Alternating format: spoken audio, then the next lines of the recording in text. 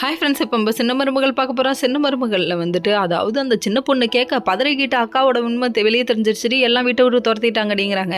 சொன்னோடனே குடும்பமே சேர்ந்து ஒப்பாரி வைக்க ஆரம்பிச்சிருச்சு. ஒப்பாரி வச்ச கையோட என்னாச்சு, வெளியில் ஒரு அம்மா வந்து நின்று கூப்பிடுறாங்க, வசந்தி வசந்தின்னு சொல்லிட்டு. எதுக்கடா கூப்பிட்றாங்களேன்னு சொல்லி பார்த்தா இந்த ட்விஸ்ட்டை நீங்கள் எதிர்பார்க்கல அப்படிங்கிற மாதிரி ஆயிடுச்சு.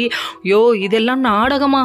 இது அனைத்தும் நடிப்பா கோபால், சொல்லுங்கள் கோபால் அப்படிங்கிற மாதிரி ஆயிடுச்சுங்க. அதாவது கன்சிவா இருக்குன்னு சொன்னிச்சு, கடைசியில் பார்த்தா அது பொய்யாங்க. பக்கத்தில் உள்ள பாட்டி நீ சொன்ன பொய்யா நானும் இன்னும் உங்கள் மேலே கோவம் வரக்கூடாதுங்கிறதுக்காக தான் நானும் போய் சொல்லிட்டேன் அப்படிங்கிறாங்க. அடேங்க அப்பா, ஏங்க அட்டன் டைமில் பொண்ணோட வாழ்க்கையை காப்பாற்றுறதுக்கு எப்படி ஒரு முடிவு எடுத்துட்டீங்க அப்படிங்கிற மாதிரி ஆயிடுச்சு. சரி பரவாயில்ல விடுங்க, வாழ்க்கையில் பெற்றவங்க வந்துட்டு தான் பொண்ணோட வாழ்க்கையை பற்றி தானே யோசிப்பாங்க அப்படிங்கிற மாதிரி ஆயிடுச்சு. சரி, இதெல்லாம் ஒரு பக்கம் இருக்கு. இன்னொரு பக்கம் இவ்வளோ நாடகமும் அனைத்தும் வீணாகி விட்டதே, நம்மளோட ராஜதந்திரம் அனைத்தும் வீணாகி விட்டதேன்னு சொல்லிட்டு சோகத்தில் உட்காந்துருக்காங்க.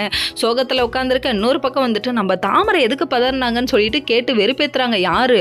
நம்ம சேதுவோட சித்தி. என்னடா இது நடக்குது, ஒன்றும் புரியலையேன்னு சொல்லிட்டு கேட்க, ஒன்றும் இல்லை ஏதோ ஒரு விஷயம் சொல்ல வந்தீங்களே என்னன்னு சொல்லி கேட்க, ஒன்றும் இல்லைன்னு சொல்லிட்டாங்க. கடைசியில் ஆறுமுகம் மறுபடியும் பிளாக்மெயில் பண்ணுவோன்னு சொல்லிட்டு ஃபோன் பண்ணேன்.